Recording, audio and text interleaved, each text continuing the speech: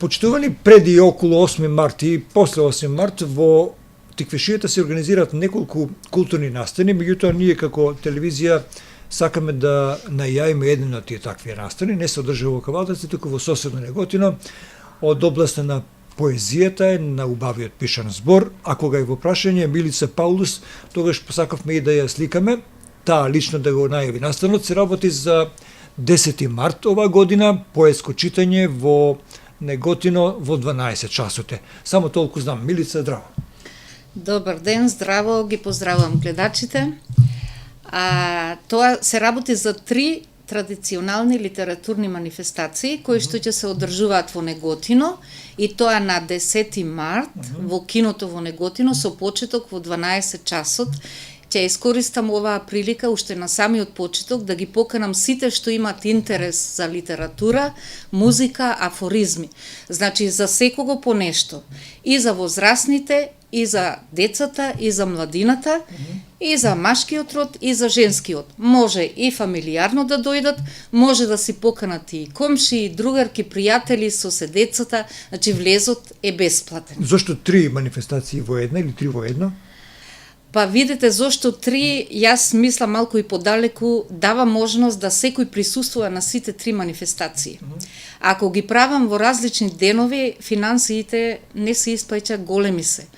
Од цела Македонија имам покането литерари, музичари, уметници и гледачи, слушатели се разбира. И финансиите се стварно за нив големи. Ние знаеме стандардот каков е кај нас и јас мислам за сите и затоа направи во еден ден и да уживаат и да имаат помали трошкови и сите да бидат тука на куп. Паметно обмислено.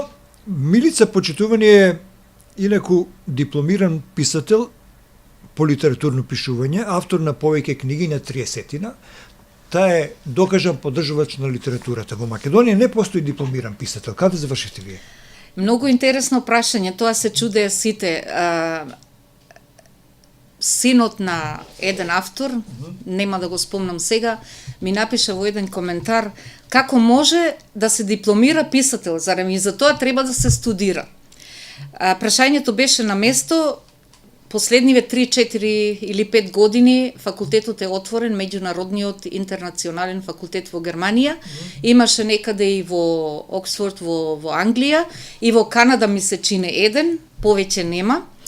И не може секој да биде писател и да пишува. Вистина е тоа, не може да се студира за да се пишува. Најпрво треба да се има талент, исто како и уметниците. Уметност, ликовна уметност или музичка не може секој да студира. Основата треба да има. Значи дарбата ако постои, потоа се усовршува. Не е само да се пишува, дарбата е едно, ама треба да се знае стилот на кој се пишува и како се пишува. Се работи за богата личност која заслужува поголема емисија. РТК ќе и посвети на господје Паулус соодветно време на овие медиумски простори кај нас. Последната книга е поетска одаја. Кажете ми што работите во моментов, освен оваа книга? Па, во моментов сега пишувам романи, почнав на македонски јазик, иначе јас пишувам двојазично на германски јазик и на македонски јазик. Не ги приведувам, него директно пишувам на германски јазик. На германски јазик имам напишано за возрастни, за младина и за деца, па некаде преку 30 книги, поезија, романи, кратки раскази и така натаму. А на македонски јазик се бавам повеќето со литературните манифестации, со одржувањето и организаторските работи. Имам некаде 4-5 поетски книги, едно научно дело со професорот Лозановски, заедно го напишавме. И уредник сум на некаде околу 15 антологии во кои самата учествував. Инаку имам намера да пишувам драма, поетската драма ми е веќе почната и двата романи, како што реков, на македонски јазик, ама ќе си зема малку време за тоа што бев многу активна последниве 7 години на македонското литературно поле, така да многу време остануваше лично за мене за библиографија или за поголеми дела. Ми прозвучи можда позитивно тоа што вие поддржувате нови изданија. Кажете ни малку повеќе за ова? Какви изданија поддржувате? Со колка вредност, колку пари, ако може да кажете, или и кој може да конкурира? Вака, јас кога почнав да работам на литературното поле, беше навистина многу тивко, се работеше многу малку и се читаше и се пишуваше малку повеќе, ама недоволно. Дојдов на таа идеја да оставам се во Германија, сепак македонскиот јазик е мој и викам нема јазик, нема држава, си го сакам многу јазикот. И затоа започнав да го негувам. Најпрво отворив литературна група, поезија, потоа и прозната група на македонски јазик и потоа уште 3 интернационални. Од тука ги внесував сите што пишуваат и така се сплотивме. Почнавме, организирав да пишуваме антологии, заедно да ги заеднички книги да издаваме. Потоа организирав поетски читања низ цела Македонија, не беа многу големи, по едно 15 души да речеме така. И дојдов на идејата да им отворам патот, да им го покажам на сите што сакаат да се издадат своја книга, како би можело тоа да биде, и воспоставив контакт со една добра издавачка куќа, Дата Песно пој од Битола.